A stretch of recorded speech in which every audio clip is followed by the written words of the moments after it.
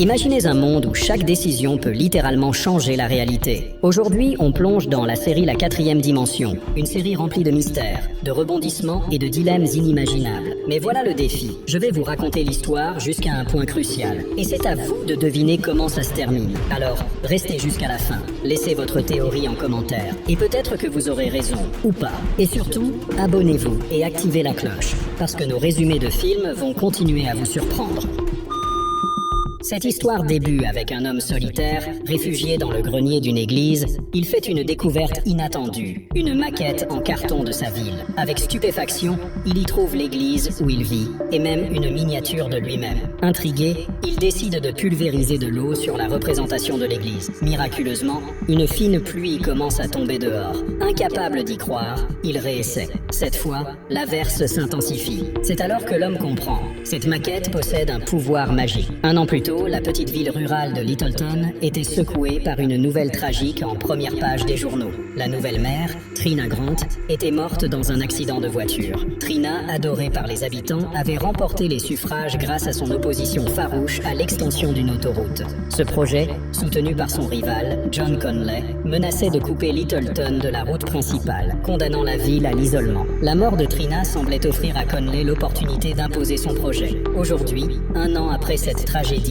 Littleton n'est plus que l'ombre d'elle-même. Les rues sont jonchées de détritus, les vitrines affichent des panneaux fermés, et les habitants désertent face au chômage grandissant. Ironiquement, tout cela se déroule sous un panneau indiquant « Bienvenue à Littleton ». Et comme si de rien n'était, le nouveau maire, John Conley, arpente la ville au bras de sa femme, saluant les rares passants d'un sourire glacé. Parmi eux se trouve Emilio, un jeune homme plein de vie. Il se dirige vers l'église locale et grimpe jusqu'au grenier où vit Jason, le veuf de Trina. Depuis la mort de sa femme, Jason mène une existence recluse. Emilio, qui lui rend parfois visite, lui apporte cette fois des bougies, des gâteaux et des caricatures humoristiques qu'il a dessinées. L'une d'elles représente Jason et le maire Conley. Jason rit de bon cœur, félicite le talent du jeune homme et l'encourage à continuer. Mais Emilio ne peut s'empêcher de poser une question. Pourquoi Jason s'enferme-t-il dans ce grenier sombriste? Jason répond que depuis la mort de sa femme, il ne peut plus vivre dans leur ancienne maison. Heureusement, le pasteur lui a offert refuge ici, à condition qu'il l'aide en échange. Avant de partir, Emilio demande à Jason s'il se sent plus proche de Dieu dans cet endroit. Les mots d'Emilio ramènent Jason à un souvenir, celui du soutien indéfectible de la pasteur Nikki après le décès de Trina. En remerciement, Jason lui avait proposé de l'aider à nettoyer l'encombrant grenier de l'église. C'est lors de ce ménage qu'il tombe sur un étrange plateau, une réplique miniature de leur ville, si détaillée qu'elle reproduit même les fissures du sol. En examinant de plus près, Jason remarque un mécanisme sous la maquette et décide de l'activer. À sa grande surprise, les engrenages se mettent en mouvement. Les lumières s'allument dans les fenêtres et la ville prend vie. Émerveillé, il observe soudain une petite figurine à l'effigie de lui-même, positionnée exactement là où il se trouve dans le grenier. Curieux, Jason asperge d'eau la fenêtre miniature de l'église. À l'instant même, une légère pluie commence à tomber à l'extérieur. Troublé mais intrigué, il verse davantage d'eau, et une pluie battante s'abat sur la ville. Il tend la main vers l'extérieur, l'air abasourdi. Peu à peu, Jason réalise qu'il détient entre ses mains un pouvoir extraordinaire, capable de changer le destin de Littleton. Quelques jours plus tard, Jason est attablé dans un petit restaurant local. Il écoute avec attention les discussions des clients, intrigués par cette pluie étrange qui semblait ne tomber qu'à un seul endroit. La propriétaire du restaurant s'approche de lui avec une familiarité chaleureuse, tout en se plaignant du manque de clients causés par les travaux routiers. Malgré cela, elle lui offre généreusement un café et, d'un ton résolu, demande à son fils Emilio de repeindre la façade du restaurant. Avec un sarcasme désabusé, Emilio répond que cela résoudra sûrement tous leurs problèmes. Jason, impassible, sort son carnet et note silencieusement la tâche évoquée. Plus tard, dans la solitude de son grenier, Jason utilise du vernis à ongles pour peindre la façade miniature du restaurant sur la réplique de la ville. Cette action anodine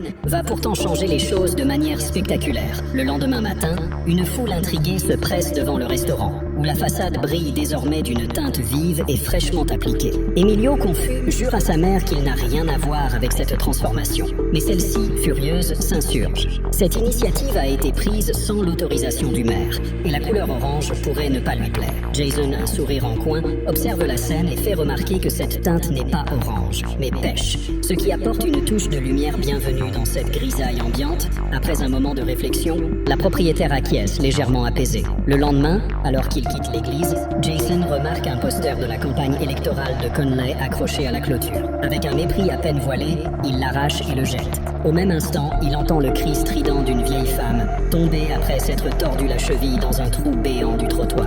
Jason accourt pour l'aider, tout en écoutant les plaintes des habitants âgés sur ce trou d'éternel et les nombreux problèmes de la ville. Il pointe du doigt une boîte à suggestions installée pour le maire, soulignant que celui-ci n'a probablement pas pris la peine de la consulter depuis une éternité. Sans un mot, Jason comprend ce qu'il doit faire. Il récupère discrètement la boîte à suggestions et la monte dans son grenier. Une fois là-haut, il commence à résoudre les problèmes de la ville à l'aide de la maquette magique.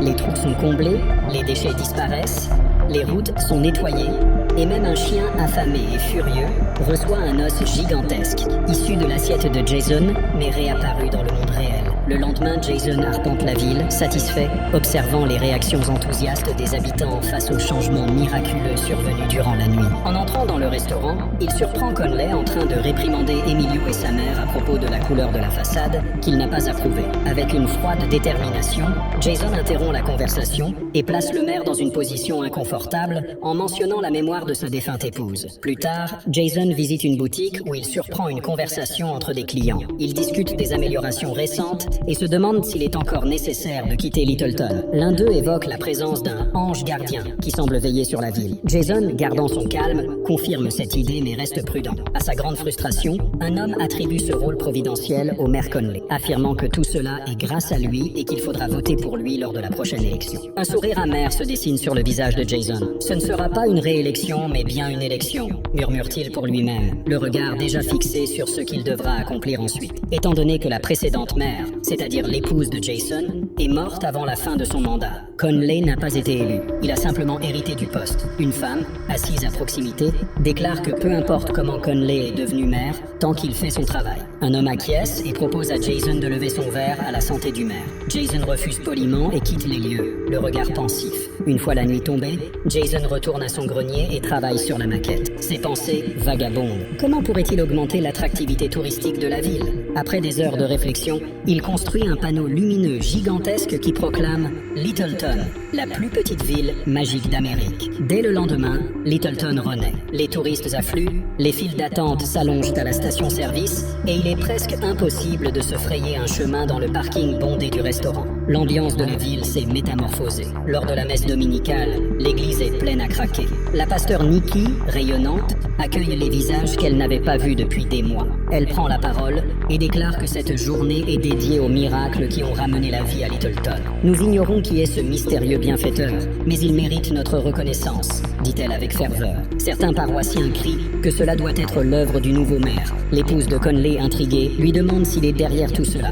Il hausse les épaules, feignant l'ignorance. La pasteur poursuit. Peu importe qui il est, cet individu a pris la responsabilité de ses voisins, de ses amis et de toute la communauté. Le maire Conley profite de cette ambiance pour récolter les louanges des habitants. Mais dans l'ombre, Jason est de plus en plus agacé. Cette usurpation de mérite le ronge. Cette nuit-là, animé par un sentiment de revanche, Jason décide de donner une leçon à l'imposteur. Sur la maquette, il place une petite pierre sur le toit de la voiture sportive du maire. Mais dans la réalité, ce simple geste provoque une réaction d'une ampleur terrifiante. Un gigantesque météore s'abat du ciel et écrase la voiture de Conley, la réduisant à une carcasse fumante. Au petit matin, un cri strident fend l'air. La voix furieuse de Conley résonne dans le centre-ville, attirant une foule médusée. Les habitants sont stupéfaits. Quelle est la probabilité qu'un météore tombe exactement sur sa voiture? Conley, lui, est persuadé qu'il ne s'agit pas d'un accident. Quelqu'un, pense-t-il, cherche à l'humilier. Il aperçoit Emilio, hilar, et lui arrache son carnet. En feuilletant les pages, il tombe sur un dessin représentant sa voiture avec une pierre sur le toit. Hors de lui, il accuse Emilio d'être derrière ce complot. Mais la mère du jeune homme intervient avec véhémence, exigeant des preuves. La foule soutient Emilio et commence à se disperser. Se sentant acculé, Conley prononce un discours passionné sur ses bonnes intentions et réussit, non sans mal, à regagner un semblant de sympathie de ses concitoyens. Mais Jason n'en a pas terminé. Voyant Conley déambuler seul dans les rues, il décide de lui infliger une nouvelle leçon. Il place une immense araignée sur la maquette. Au cœur de la nuit, Emilio se réveille en sursaut, alerté par des bruits sourds qui ébranlent le sol. En regardant par la fenêtre, il aperçoit une créature gigantesque. une araignée monstrueuse dont les pattes massives écrasent le pavé à chaque pas. Conley, ignorant encore ce qui se trame, lève la tête en entendant des bruits inhabituels. Il se fige d'effroi en voyant l'énorme araignée s'approcher, ses yeux globuleux brillant dans l'obscurité. Terrifié, il hurle et tombe à genoux, incapable de bouger. Mais à l'instant où la créature est sur le point de l'atteindre, elle s'élève soudain dans le ciel et disparaît dans un souffle. Dans le grenier, Jason, un sourire satisfait sur le visage, remet calmement l'araignée dans son bocal. Le lendemain matin, Conley, ébranlé, marche aux côtés de la pasteur Nikki. Il se plaint que quelqu'un semble tester sa foi en lui jouant des tours incessants. Conley remarque alors Emilio en train de peindre une immense araignée sur le mur. Furieux, il l'attrape par le bras et lui demande s'il a vu la créature cette nuit-là. Emilio répond par un sourire narquois, ce qui ne fait qu'exaspérer davantage le maire. Le soir venu, la pasteur Nikki rend visite à Jason, mais il la stoppe sur le seuil de sa porte, déterminé à garder sa maquette secrète. Elle lui confie son inquiétude au sujet de son état d'esprit. Selon elle, les choses s'améliorent dans la vie, et Jason a toutes les raisons d'être plus optimiste. Jason lui demande de ne pas attribuer le mérite à Conley, qu'il juge égoïste et avide, incapable d'aider qui que ce soit. La pasteur, imperturbable, lui répond que tout le monde peut retrouver le droit chemin. Cette nuit-là, Jason décide d'améliorer l'éclairage de la ville en ajoutant davantage d'ampoules et de panneaux lumineux. Cependant, le système électrique, trop faible, ne peut supporter cette charge supplémentaire.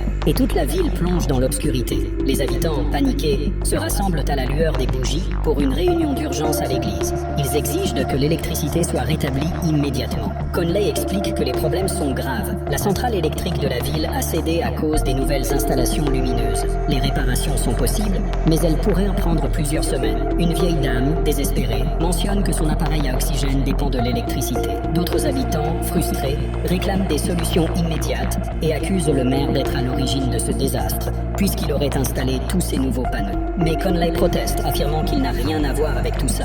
Les habitants, méfiants, refusent de croire ses explications et menacent de s'en prendre à lui. Conley s'enfuit précipitamment dans la rue, où il aperçoit Emilio, une fois de plus en train de dessiner. Il lui arrache son carnet et il découvre un croquis représentant le panneau lumineux de la ville. Conley, furieux, montre le carnet à la foule et déclare qu'Emilio est derrière tout ce chaos. Selon lui, ses dessins prennent vie par une sorte de sorcellerie. Mais les habitants, las des accusations du maire, refusent de le croire et se retournent contre lui. C'est alors que Jason intervient soudainement et avoue tout. Il explique qu'il n'avait jamais voulu causer du tort à qui que ce soit. Son seul objectif était d'aider la ville et ses habitants. Mais, reconnaît-il, les choses ne se passent pas toujours comme prévu. Les habitants, sceptiques, exigent des preuves. Jason les conduit alors dans son grenier et leur montre la maquette magique en action. Puis, il retire sa bague de mariage en or et la place près d'une photo de sa défunte épouse. « J'ai échoué », murmure-t-il, la voix tremblant. À cet instant, Conley fait irruption avec ses partisans et découvre enfin le secret de Jason. Émerveillé par le potentiel de la maquette, il propose de transformer la ville en une version miniature de Las Vegas. Jason, indigné, s'y oppose fermement. Une bagarre éclate entre les deux hommes, et dans le chaos, la maquette bascule et s'écrase au sol. Dans la ville réelle, le désastre est immédiat. Des bâtiments s'effondrent, des routes se fissurent, et le chaos règne à nouveau. Les habitants, stupéfaits, se demandent comment tout remettre en ordre. Jason, voyant sa gigantesque bague de mariage au milieu de la rue, se tourne vers les habitants et les rassure. Il leur explique qu'ils possèdent déjà tout ce dont ils ont besoin pour reconstruire leur ville. Pendant ce temps, les journalistes présents sur place rapportent ce qu'ils appellent la plus grande pièce d'or jamais découverte. Merci à tous d'avoir regardé cette vidéo. Abonnez-vous à la chaîne, laissez un like et proposez vos films préférés dans les commentaires. Je ferai de mon mieux pour vous offrir un contenu de qualité aussi souvent que possible. À très bientôt.